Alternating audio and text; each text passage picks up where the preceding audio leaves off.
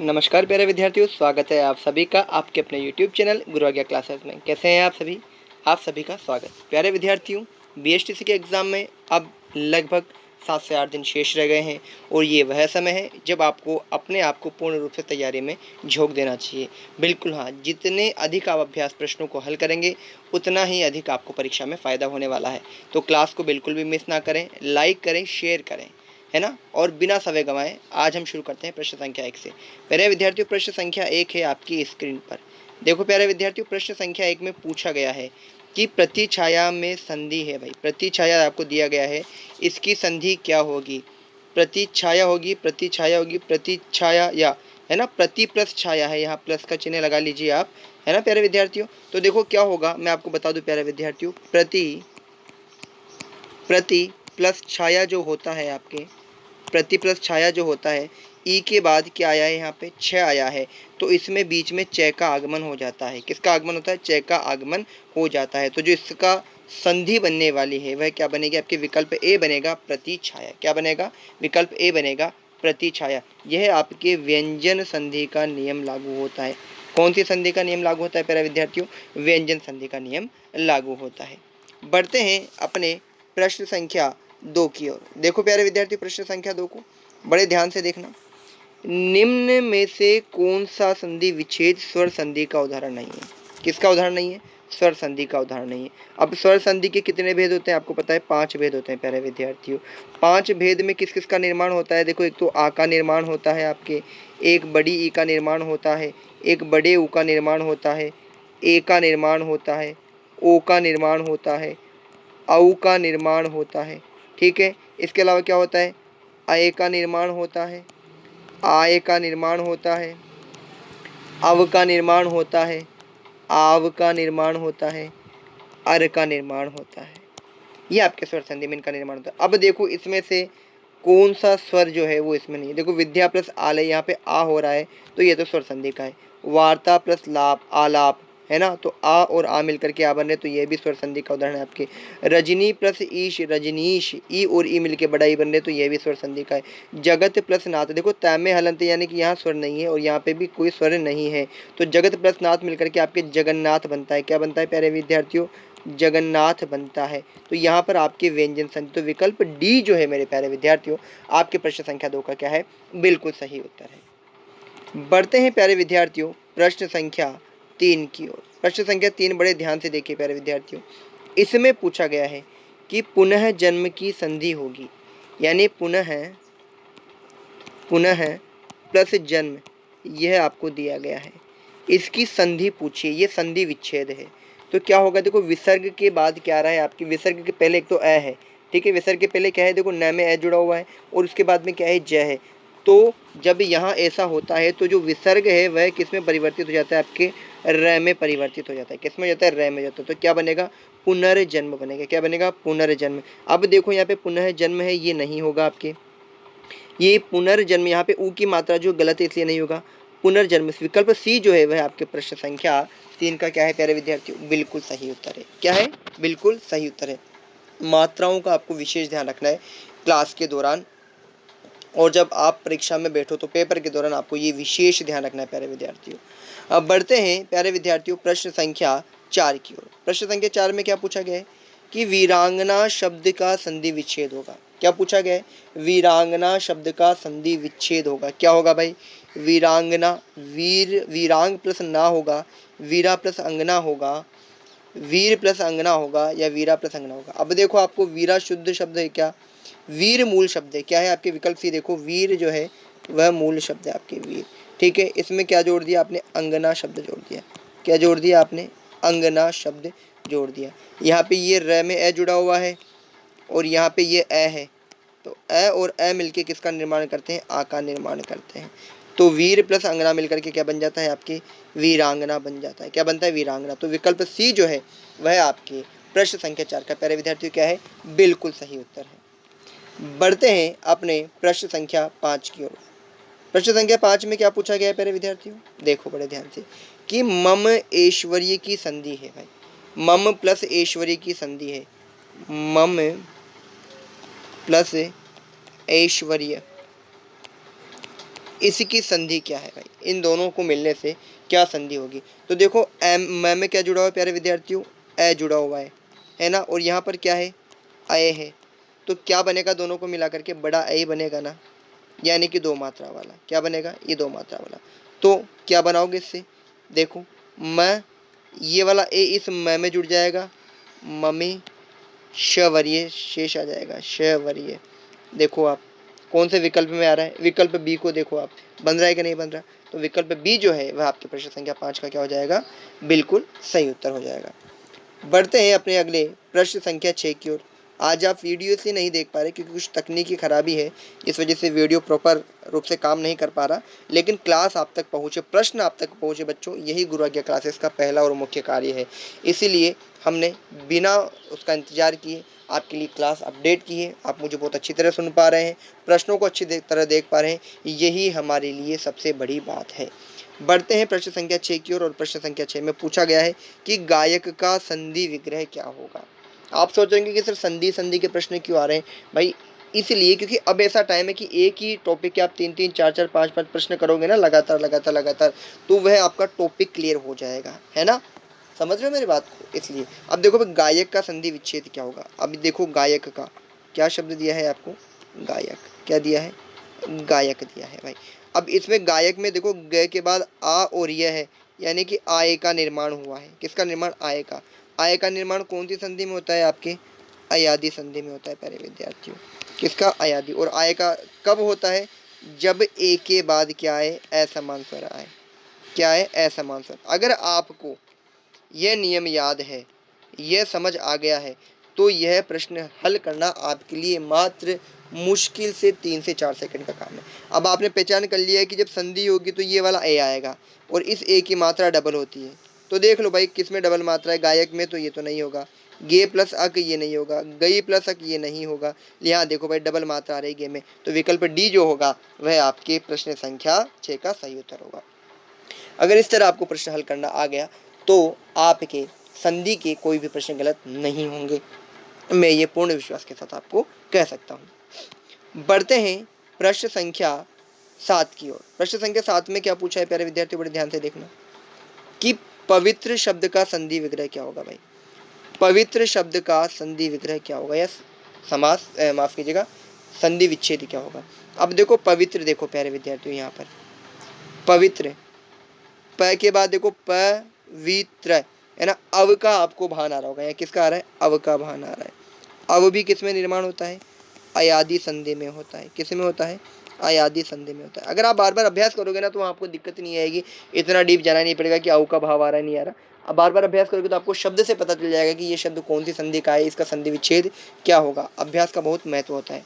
अब आ रहा है, अव कब आता है, अयादी संधि में, और कब आता है, जब ओ के बाद असमान स्वर आए। क्या है, ओ के बाद असमान स्वर है। अब यहाँ पे असमान स्वर का मतलब मैं आपको बता देता हूँ, ओ के अलावा कोई सा भी स्वर यहाँ पर आ जाए प्लस के बाद, तो ओ जो है वह किस में बदल जाता है, अव में बदल जाता है। किस में बदल जाता है, अव में बदल जाता है। अब यहाँ पे ओ आ गया तो ओ की मात्रा देखो किस में है, केवल विकल्प सी में ओ की मात्रा है। देखो प में ओ की मात्रा, तो विकल्प सी जो है वह आपके प्रश्न संख्या 7 का क्या होगा प्यारे विद्यार्थियों, बिल्कुल सही उत्तर होगा।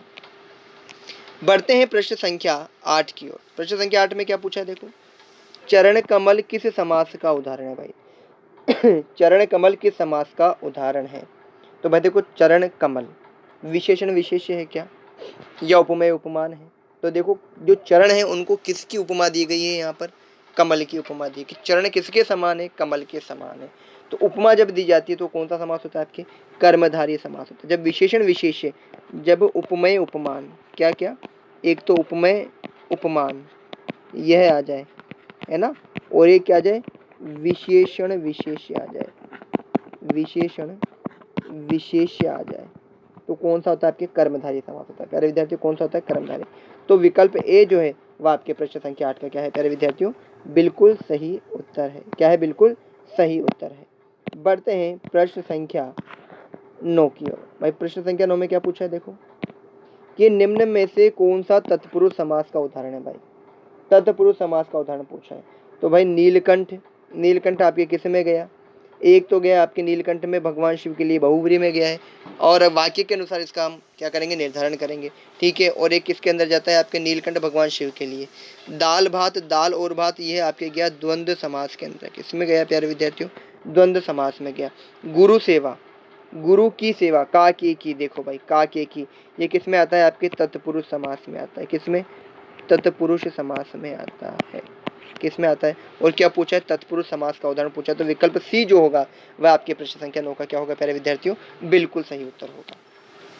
बढ़ते हैं प्रश्न संख्या 10 की ओर। भाई 10वें प्रश्न में देखो कि दोपहर किस समास का उदाहरण है। बहुत ही शानदार प्रश्न है, आया गया है। दोपहर, दो पहरों का समूह, समय, दो पहरों का क्या कहोगे आप, समूह कह दो, समाहार कह दो। तो दो पहर हो गए, तो दो यानी संख्यावाची, तो संख्यावाची कौन सा होता है, आपके द्विगु समास होता है। कौन सा होता है, द्विगु समास होता है। तो विकल्प सी जो है वह आपके प्रश्न संख्या 10 का क्या होगा प्यारे विद्यार्थियों, बिल्कुल सही उत्तर होगा। बढ़ते हैं प्रश्न संख्या 11 की ओर। 11वें प्रश्न में देखो प्यारे विद्यार्थियों, बहुत ही अच्छा प्रश्न है।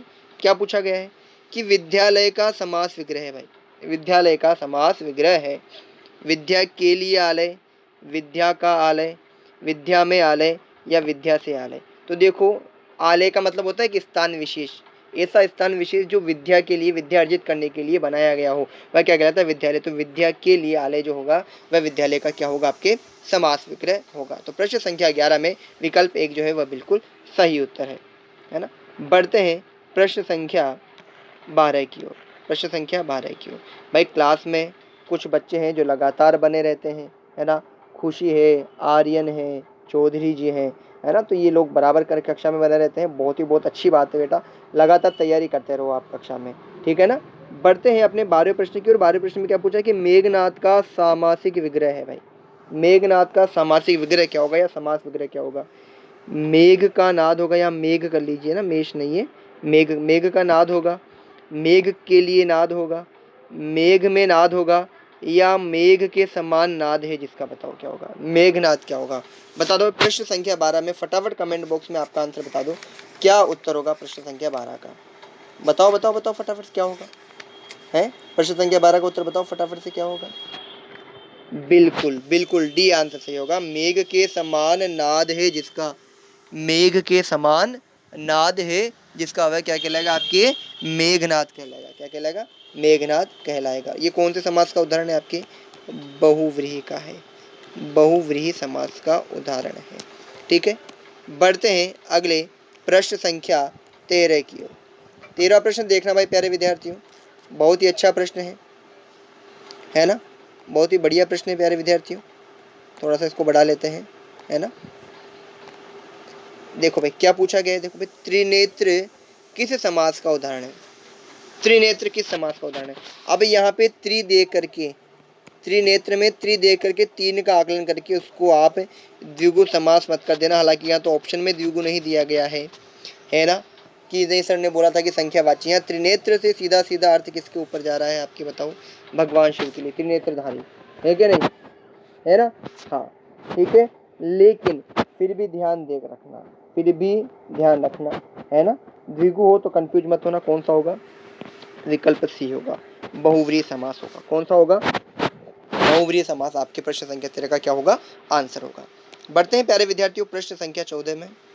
प्रश्न संख्या 14 में क्या पूछा है, बड़े ध्यान से देखो भाई, कि निम्न में से कौन सा द्विगु समास का उदाहरण है। देखो भाई, चौराहा है, दशानन है, यथाशक्ति है, और माता पिता है।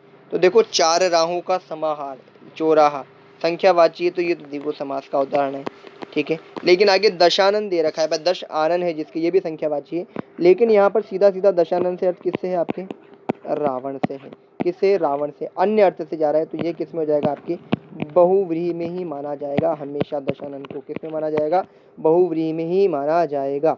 ये ध्यान रख लेना, रावण हमेशा बहुव्रीहि में ही माना जाएगा। तो चौराहा जो है, विकल्प ए जो है वह आपके प्रश्न संख्या 14 का सही उत्तर होगा। यथाशक्ति आपके आ जाएगा अव्ययीभाव समास में, और माता पिता जो है वह आपके आ जाएगा द्वंद्व समास के अंतर्गत। बढ़ते हैं प्रश्न संख्या 15 की ओर। भाई 15वें प्रश्न में पूछा गया है, अहमदाबाद शब्द में कौन सा प्रत्यय लगा है। भाई अहमदाबाद शब्द में कौन सा प्रत्यय लगा है? बताओ भाई, अहमदाबाद में कौन सा प्रत्यय लगा है? बहुत ही आसान सा प्रश्न है। प्रश्न संख्या 15 देखो भाई, बाद आएगा, आबाद आएगा, दाबाद आएगा, या कौन सा आएगा? बताओ फटाफट से मुझे, कौन सा आएगा प्रश्न संख्या 15 में? क्या आएगा बताओ भाई? अहमदाबाद में कौन सा आएगा आपके? आबाद आएगा। कौन सा आएगा? आबाद आएगा। विकल्प बी जो है वह प्रश्न संख्या 15 का आपके क्या होगा? बिल्कुल सही उत्तर होगा। क्या होगा? बिल्कुल सही उत्तर होगा। अहमद के आगे आबाद है ना, अहमदाबाद। बढ़ते हैं अगले प्रश्न संख्या 16 की ओर। 16 प्रश्न में देखो, अधखिला शब्द में कौन सा उपसर्ग लगा है? अधखिला में बहुत ही आसान सा प्रश्न है भाई। आ उपसर्ग है क्या? अग है, यहाँ पे अध कर लेना, इसको क्या कर लेना? अध। ला है या आधा है? बताओ भाई कौन सा होगा? बताओ भाई कौन सा होगा इसके अंतर्गत? ये बताओ मुझे। है आया होगा, अध होगा। तो अध खिला, अध और खिला, तो अध उपसर्ग इसके अंतर्गत है। कौन सा है? अध उपसर्ग। तो विकल्प बी जो है वह प्रश्न संख्या 16 का क्या है आपके? बिल्कुल सही उत्तर है। बढ़ते हैं 17वें प्रश्न की ओर। 17वें प्रश्न में पूछा है प्यारे विद्यार्थियों कि पराजय शब्द में कौन सा उपसर्ग लगा है? पर लगा है, परा लगा है, पारा लगा है, या प लगा है? प्रश्न संख्या 17 में। तो देखो प्यारे विद्यार्थियों, परा प्लस जय इनसे मिलकर के बना है। तो विकल्प बी जो है वह आपके प्रश्न संख्या 17 का क्या है? बिल्कुल सही उत्तर है। क्या है प्रश्न संख्या 17 का? बिल्कुल सही उत्तर है। बढ़ते हैं 18वें प्रश्न की ओर। 18वें प्रश्न में पूछा गया है कि माधुरी शब्द में कौन सा प्रत्यय लगा है भाई आपके? माधुरी शब्द में कौन सा प्रत्यय लगा है? तो यह प्रत्यय लगा है, आय प्रत्यय लगा है, ये प्रत्यय लगा है, या रय प्रत्यय लगा है? भाई प्रश्न संख्या 18 देखो भाई, यह लगा है, आय लगा है, ये लगा है, या रय लगा है? तो बताओ भाई कौन सा लगा है इसमें? माधुर्य में कौन सा प्रत्यय लगा? तो मधुर प्लस ये है ना, यह प्रत्यय लगा है। कौन सा लगा है प्यारे विद्यार्थियों? ए जो है आपके प्रश्न संख्या 18 का क्या है? बिल्कुल सही उत्तर है। इसको आप इम्पोर्टेंट प्रश्न की श्रेणी में रख सकते हैं। बिल्कुल रख सकते हैं, क्योंकि ऐसे प्रश्न पूछे जाते हैं। बढ़ते हैं 19वें प्रश्न की ओर। 19वें प्रश्न में क्या पूछा है देखो भाई, कि चतुराई शब्द में कौन सा प्रत्यय लगा है? चतुराई, देखो चतुर प्लस आई, क्या है? चतुर प्लस आई, ये इससे मिलकर के बना है, चतुर प्लस आई, इस प्रकार ये आपके बना है ना। तो कौन सा प्रत्यय आ गया? चतुराई, आई प्रत्यय आ गया। तो विकल्प बी जो है वह प्रश्न संख्या 19 का क्या है प्यारे विद्यार्थियों? बिल्कुल सही उत्तर है। बढ़ते हैं अपने अगले प्रश्न संख्या 20 की ओर। अभी तक अगर आपने कमेंट में राधे राधे नहीं लिखा है तो राधे राधे लिख दो भाई, बहुत ही अच्छी बात है। प्रश्न संख्या 20 देखो, मरियल शब्द में कौन सा प्रत्यय लगा है? मरियल शब्द में कौन सा प्रत्यय लगा है? बहुत ही आसान सा प्रश्न है भाई, बहुत ही आसान सा प्रश्न है। प्रश्न संख्या 20 देखो, मरियल शब्द में कौन सा प्रत्यय लगा है? बताओ भाई कौन सा आएगा आपके? ल आएगा, यल आएगा, यल आएगा, रियल आएगा? तो क्या आएगा? यल प्रत्यय आएगा। मर प्लस यल, ठीक है। र में छोटा ही गया, देखो मैं र में ये छोटा ही मिल गया, री य और ल, इस प्रकार इसका निर्माण है। तो विकल्प बी जो है वह प्रश्न संख्या 20 का क्या है आपके? सही उत्तर है। बढ़ते हैं 21वें प्रश्न की ओर। और 21वें प्रश्न में पूछा गया है प्यारे विद्यार्थियों कि अध्ययन शब्द में आपके कौन सा उपसर्ग लगा है भाई? अधि लगा है, आदि लगा है, अध्य लगा है, या अध लगा है? तो देखो प्यारे विद्यार्थियों, अधि प्लस अयन से मिलकर के बना है, अधि प्लस अयन से मिलकर के यह बना है, अधि प्लस अयन से मिलकर के बना है। अब देखो इसमें आपकी यण संधि हो रही है, यहाँ संधि भी समझ लो। ई के बाद ए आया है, तो ई किस में बदल गया आपके? य में बदल गया, आधे य में, ठीक है ना। अब ये आधा ये जो है इस ए के साथ मिलकर के पूरा हो जाएगा। शेष यन को यूं का यूं उतार देंगे। यहाँ पे ये ध जो है आधा रह गया, यहाँ पे ए उतार दिया, क्या बन गया? अध्ययन। तो कौन सा हो गया? विकल्प ए इसका आंसर हो जाएगा। संधि पूछे कि अध्ययन में कौन सी संधि है, तो यण संधि आप उसका आंसर करेंगे। बढ़ते हैं प्रश्न संख्या 22 की ओर। 22वें प्रश्न में देखो प्यारे विद्यार्थियों कि अरुण शब्द का अनेकार्थी है भाई। क्या है अरुण शब्द का अनेकार्थी? सूर्य गुलाबी, प्रातःकालीन सूर्य सिंदूर, सिंदूर आँख सूर्य या नवीन? प्रश्न संख्या 22 देखो क्या होगा भाई? प्रश्न संख्या 22 में अरुण शब्द का अनेकार्थी क्या होगा? बताओ भाई फटाफट से बताओ, प्रश्न संख्या 22 में क्या होगा? तो देखो प्रातःकालीन सूर्य को भी अरुण कहते हैं और सिंदूरी रंग जो होता है उसको भी अरुण कहते हैं। विकल्प बी जो है वह प्रश्न संख्या 22 का क्या होगा? बिल्कुल सही उत्तर होगा। बढ़ते हैं 23वें प्रश्न की ओर। 23वें प्रश्न में क्या पूछा गया कि शुष्क का विलोम क्या होगा। शुष्क का बताओ क्या होगा, सूखा होगा, विकीर्ण होगा, गीला होगा या आर्द्र होगा। तो भाई शुष्क जो है, शुष्क का क्या होता है आपके आर्द्र होता है। विकल्प डी जो है वह आपके प्रश्न संख्या 23 का बिल्कुल सही उत्तर है। बढ़ते हैं प्रश्न संख्या 24 की ओर, और 24वें प्रश्न में पूछा गया है प्यारे विद्यार्थियों कि ज्योति का विलोम शब्द क्या है। भाई प्रश्न संख्या में देखो भाई, ज्योति का विलोम शब्द है। और ये जो सारे प्रश्न करा रहा हूँ ना, ये पिछले एग्जामों में आए हुए प्रश्न है भाई, ध्यान रख लेना। पिछले विभिन्न प्रकार के एग्जामों में प्रश्न आए हुए हैं। तो देखो ज्योति का जो है प्रकाश होगा क्या, प्रकाश तो अंधकार का होता है, नहीं होता। दीप्ति नहीं होगा, चांदनी नहीं होगा, तम होता है। ज्योति का क्या होता है, तम होता है। विकल्प डी जो है वह आपके तम प्रश्न संख्या 24 का राइट आंसर है। क्या है प्यारे विद्यार्थियों, राइट आंसर है 100%। बढ़ते हैं प्रश्न संख्या 25 की ओर। 25वें प्रश्न में क्या पूछा है देखना भाई कि कोशिक का अनेकार्थी शब्द है। आपने कक्षा 12 में या कक्षा 10 में पढ़ा होगा, है ना। क्या पढ़ा है, राम लक्ष्मण परशुराम संवाद पढ़ा है, पढ़ा होगा आपने बिल्कुल। और उसमें कोशिक शब्द का आता है, केवल कोशिकशील तुम्हारे, है ना। तो कोशिक किसको कहा गया है, वहाँ विश्वामित्र को कहा गया है। तो भाई यह भी आपके प्रश्न बिल्कुल आ सकता है, क्योंकि अनेकार्थी पूछा है ना। क्या पूछा है, अनेकार्थी पूछा गया है ना। तो देखो भाई यहाँ पर कोशिक किसको कहा गया है, विश्वामित्र को कहा गया है क्या, बताओ भाई फटाफट। 25वें प्रश्न में बता दो मुझे फटाफट, बताओ भाई क्या ये प्रश्न सही है, बताओ। 25वें प्रश्न को बताओ क्या है भाई, बताओ। तो देखो प्यारे विद्यार्थियों, सपेरा, विश्वामित्र और नेवला, इन तीनों को क्या कहा जाता है, कोशिक कहा जाता है। लेकिन शिव जो है इनको कोशिक नहीं कहा जाता। तो विकल्प डी जो होगा वह आपके प्रश्न संख्या 25 का क्या होगा, सही उत्तर होगा। याद कर लीजिए, स्क्रीनशॉट ले लीजिए। सपेरा, विश्वामित्र, नेवला, ये कोशिक के क्या है, अनेकार्थी शब्द हैं, जबकि शिव नहीं है। और यहाँ पूछा गया है कि अनेकार्थी शब्द नहीं है, तो विकल्प डी जो होगा वह बिल्कुल सही उत्तर होगा आपके प्रश्न संख्या 25 का। इस तरह हमें गच्चा नहीं खाना है भाई परीक्षा के दौरान, बिल्कुल प्रश्न को अच्छे से पढ़ना है। यह आपकी परीक्षा ली गई है। निम्नलिखित विकल्पों में से अनेकार्थक शब्दों की दृष्टि से एक विकल्प अनुपयुक्त है, उसका चयन करो भाई। प्रश्न संख्या 26 देखो भाई, एक अनुपयुक्त, खग का पक्षी, बाण और सूर्य होता है क्या, ये देखो भाई पहले। दूसरा है चक्र का पहिया, सेना, व्यू और घेरा होता है। चपल का चंचल, पारा, जीव और चपला का लक्ष्मी, बिजली, मध्य।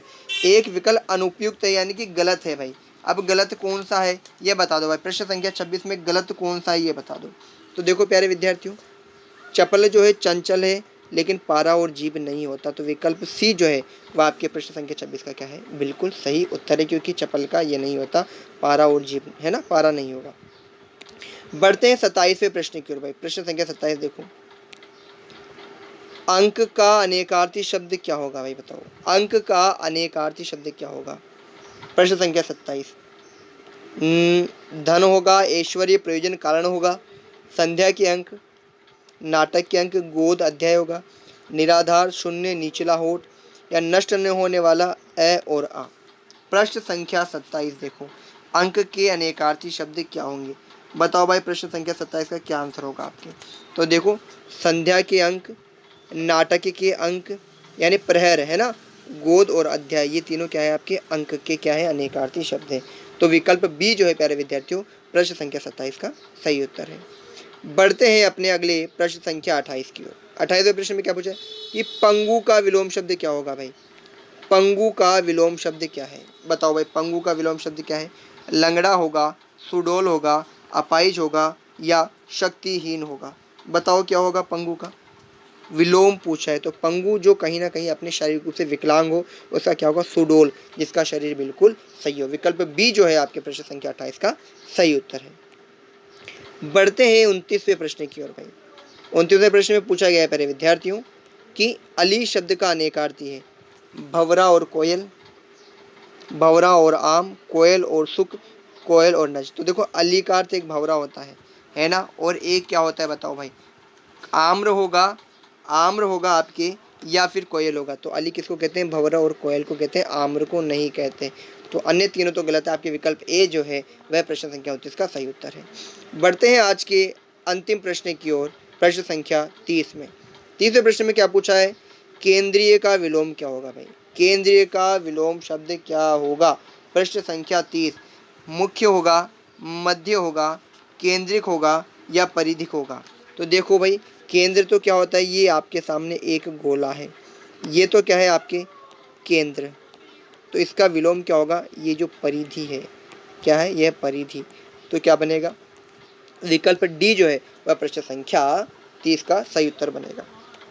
तो मेरे प्यारे प्यारे विद्यार्थियों, आज की क्लास में हमने बहुत ही शानदार प्रश्नों को क्या किया है, हल किया है, समझा है, महत्वपूर्ण प्रश्न है। अब समय कम है बीएसटीसी वाले बच्चों के लिए, तो लगातार क्लास के दौरान बने रहें, सभी कक्षाएं अच्छे प्रॉपर चल रही है उनमें बने रहें। नेक्स्ट क्लास आपके किसकी है, कला साहित्य की है, ठीक है, उसमें बने रहें, जुड़े रहें। मिलते हैं अपनी कल की अगली कक्षा हिंदी के लिए, तब तक के लिए राधे राधे, धन्यवाद।